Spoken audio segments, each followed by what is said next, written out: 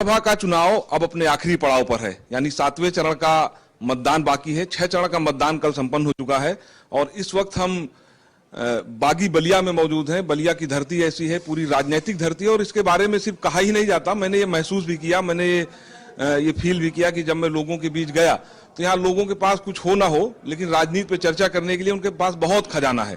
और आज हमारे साथ कन्नौज से सांसद सुब्रत पाठक जी हैं, चूंकि इनके यहाँ का इलेक्शन खत्म हो गया है और यहाँ पर ये नीरज शेखर जी के लिए आए हैं, उनको जिताने के लिए आए हैं, प्रचार करने के लिए आए हैं। सुब्रत जी, अब तो आखिरी चरण का चुनाव है, 6 चरण के चुनाव हो चुके हैं, आप बलिया में हैं, क्या माहौल है, क्या लग रहा है, क्या कुछ होने वाला है?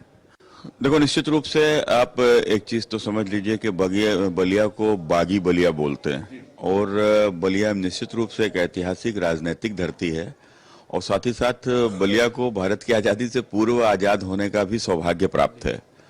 तो निश्चित रूप से बलिया की धरती ने हमेशा एक तरीके से एक सत्य का साथ दिया है और क्रांति का साथ दिया है।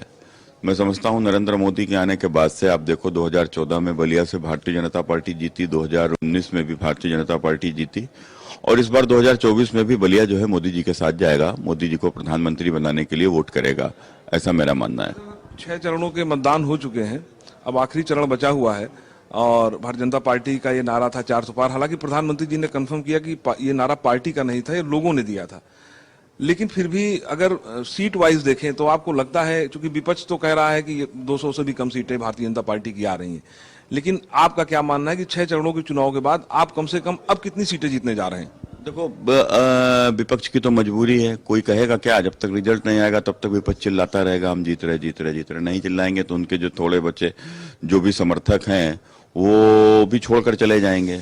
और रही बात इस चुनाव की, देखो मेरा अपना मानना ये है कि उत्तर प्रदेश की किसी भी सीट पर भारतीय जनता पार्टी को समस्या नहीं है और आप देखो जहां के ऊपर भी है भारतीय जनता पार्टी से ही लोग लड़ रहे हैं नहीं है और भारतीय जनता पार्टी लड़ाई दिख भी नहीं रही है। कुछ सीटों के ऊपर जहां लड़ाई दिख भी रही है वहां पर भी चुनाव भारतीय जनता पार्टी जीत रही है। कारण भी उसका है कि आप देखो, अगर पिछला चुनाव देखो तो यहाँ पर सपा बसपा मिलकर चुनाव लड़े थे और इस बार के चुनाव में सपा बसपा दोनों अलग चुनाव लड़ रहे हैं। कांग्रेस का कोई अस्तित्व उत्तर प्रदेश में है नहीं, कांग्रेस समाजवादी पार्टी के साथ में है।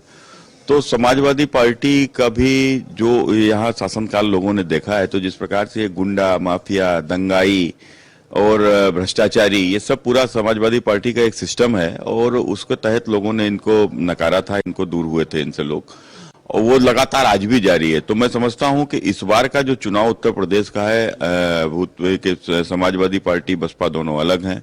भारतीय जनता पार्टी के साथ 3 चीजें ऐड हैं, राम राशन और शासन, जो पिछले 19 में हमारे साथ में नहीं थे। तो ये तीनों चीजें जो हमारे साथ ऐड हुई हैं, तो आप समझ नहीं सकते कि चुनाव का रिजल्ट क्या आने वाला है। जब रिजल्ट आएगा तो आप देखिएगा वही होना है, ईवीएम हैक, ईवीएम का होना फिर शुरू हो जाएगा। 100% अभी से शुरू कर दिए हैं। वो चुनाव में संभावित हार को अपनी समझ गए हैं, अब हार को किधर बदलना है। अब भाई अब इस चुनाव को हारने के बाद में इनके जो अपने जो समर्थक हैं वो भी इनके साथ नहीं रहेंगे, तो उनको ही बचा के रखना बड़ी कठिन चुनौती है।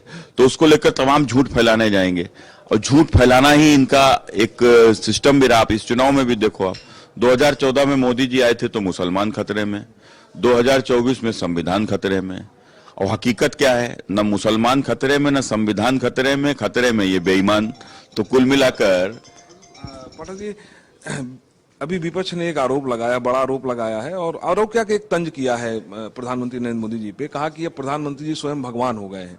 उस तरह के बयान दे रहे हैं कि वो साक्षात ईश्वर हैं और इस तरह के बयान चुनाव में आना, ये क्या दर्शाता है कि विपक्ष का तो सीधा आरोप है कि ये बौखलाहट है, ये हार की बौखलाहट है। ईश्वर के प्रति घृणा है उनकी कि वो इस प्रकार की बात कर रहे हैं। वो उनकी श्रद्धा ही नहीं है हमारी संस्कृति में। अगर हमारी संस्कृति में उनकी श्रद्धा होती तो कभी प्रधानमंत्री नरेंद्र मोदी को भगवान से तुलना नहीं करते ये लोग। ये देखो क्या है ना कि प्रधानमंत्री नरेंद्र मोदी की सनातन के प्रति श्रद्धा है, वो श्रद्धा झलकती भी है। और जब देश के प्रधानमंत्री त्रिपुंड लगाते हैं तो यहाँ तो ज्वालीदार टोपी लगाए हुए देखे गए, कभी कोई त्रिपुंड लगाए प्रधानमंत्री देखा क्या? आज मोदी जी जो त्रिपुंड लगाते हैं तो आज इनको हजम नहीं होता है, तो इस प्रकार की बातें करते हैं। देखो, इनसे सबसे कुछ नहीं है। मोदी जी, आप निश्चित रूप से मोदी जी को अगर हम कह सकते हैं तो स्वाभाविक रूप से भगवान के वरद पुत्र हैं वो, और कहीं ना कहीं ईश्वर का आशीर्वाद है। और ईश्वर का आशीर्वाद ना होता तो एक बर्तन धोने वाली का, एक चाय बेचने वाले का बेटा हिंदुस्तान का प्रधानमंत्री होता। यहाँ तो प्रधानमंत्री तो वही होता है जो गांधी परिवार में पैदा होता है। एक चाय बेचने वाले का बेटा, एक बर्तन धोने वाली का बेटा अगर देश का प्रधानमंत्री बन गया तो इनसे सबसे हजम नहीं होता है, कुछ भी बोलते हैं ये, और स्वाभाविक रूप से ईश्वर का आशीर्वाद है उनके ऊपर। एक आखिरी सवाल है, जो कि आपके यहाँ का चुनाव हो चुका है और मुझे लगता है आपके यहाँ का चुनाव भी अब तक के जितने फेज हुए हैं उसमें सबसे इंटरेस्टिंग चुनाव रहा है।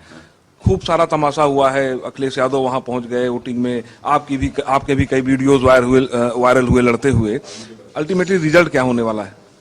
रिजल्ट स्वाभाविक है, आप देखो, मान के चलो रिजल्ट तो होना है। मोदी जी प्रधानमंत्री बनने जा रहे हैं और पूरे देश ने मोदी जी को प्रधानमंत्री बनाने के लिए वोट किया है, तो कन्नौज पीछे क्यों रहेगा। सुब्रत पाठक जी थे कन्नौज से सांसद, चूंकि मैंने बताया कि इनके यहाँ क्या इलेक्शन हो चुका है और ये इस वक्त बलिया में मौजूद हैं। आज प्रधानमंत्री नरेंद्र मोदी भी बलिया आ रहे हैं, जनसभा को संबोधित करेंगे, नीरज शेखर के पक्ष में माहौल बनाएंगे। और 6 चरण के चुनाव के बाद जो तमाम टिप्पणियां आ रही हैं, चाहे पक्ष हो चाहे विपक्ष हो, दोनों तरफ से, ये तय होना 4 जून को है कि क्या कुछ इस इलेक्शन में होने वाला है। कैमरामैन जुबैर के साथ राजवीर सिंह, जेके न्यूज, बलिया।